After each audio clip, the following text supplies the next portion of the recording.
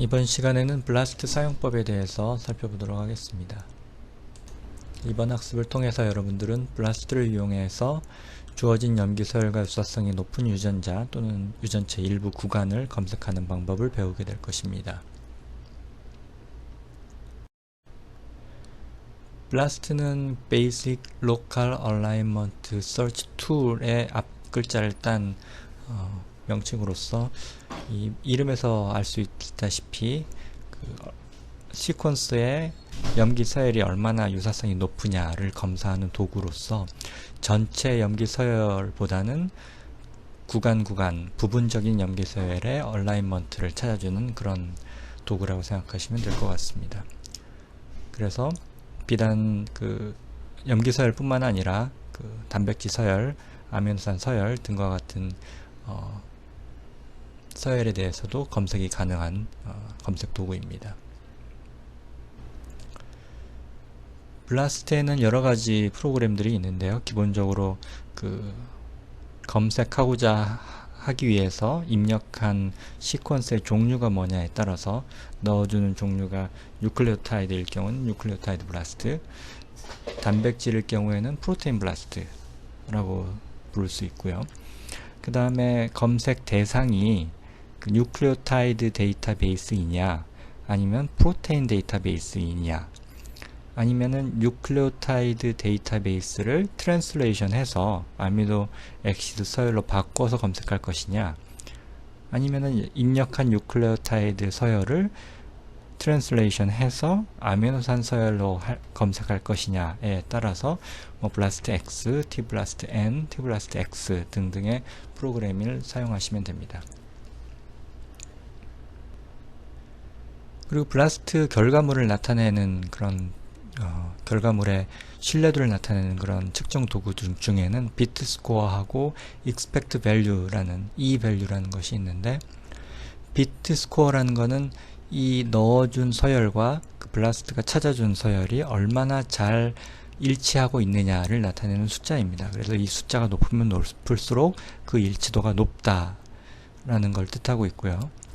expect value라는 거는 여러분이 보통 통계 검정할 때 사용하는 p-value처럼 얼마나 이 얼라인먼트가 통계학적으로 유의성이 있느냐를 보여주는 겁니다. 그래서 예를 들어서 이 value가 0.05다 하면 100번 시도해서 5번 정도는 우연히 이 얼라인먼트를 찾을 확률이 있다라는 뜻이죠. 그래서 이 value가 낮으면 낮을수록 우연히에 의해서 찾아질 확률이 낮은 거니까 그만큼 신뢰도가 높다고 생각하시면 되겠습니다. 그럼 예로 블라스트를 한번 시행해 보도록 하겠습니다. NCBI 홈페이지로 가셔서 오른쪽 Popular Resources 중간쯤에 보면은 블라스트라는 항목이 있습니다. 그러면 블라스트 홈페이지가 있고요. 앞에서 얘기했었던 여러가지 프로그램을 선택할 수가 있습니다.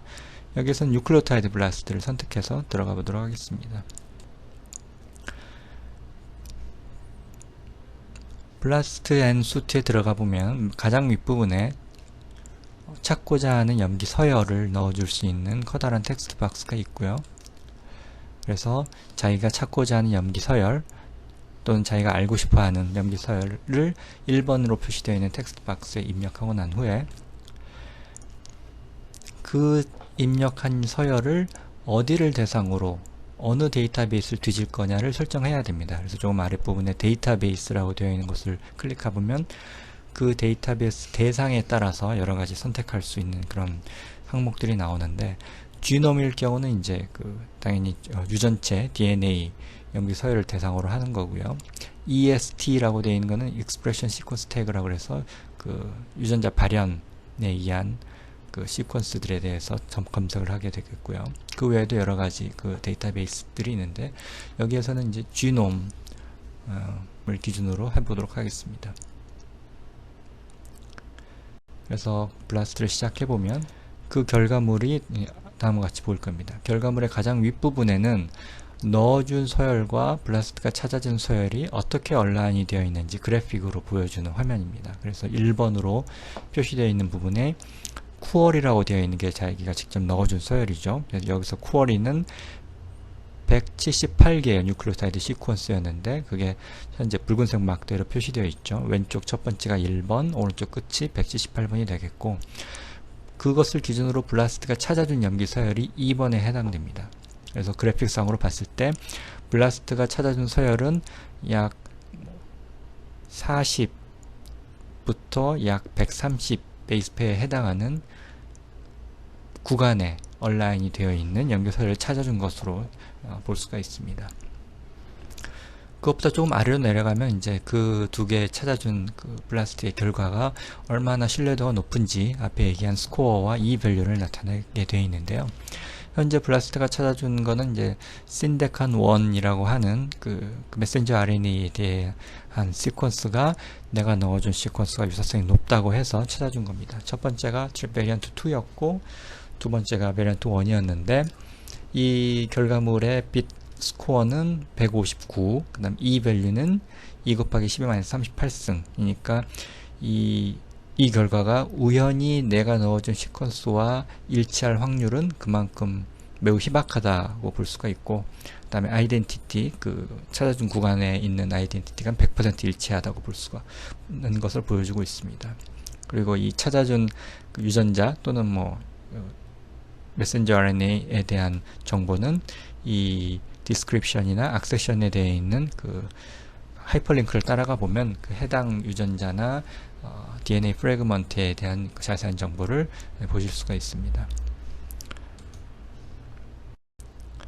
그것보다 조금 더 아래 페이지로 내려가면 넣어준 시퀀스와 블라스트가 찾아준 시퀀스를 1대1로 비교해보는 그런 화면이 나옵니다. 그래서 1대1 얼라인먼트를 보여주는데 윗부분에 쿼리라는 건 자기가 진히 넣어준 시퀀스, 그 다음에 아랫부분엔 서브젝트, 블라스트가 찾아준 시퀀스를 매치가 되는 부분을 보여주면서 쿼리의 50번째 뉴클리오타이드부터 135번째 뉴클리오타이드가 서브젝트의 450번째 뉴클리오타이드부터 365번째 뉴클리오타이드와 일치한다는 그런 모습을 이제 텍스트로 보여주고 있고, 그 구간에 이제 뉴클리오타이드 시퀀스가 어떻게 되는지를 실제적으로 보여주는 그런 화면으로서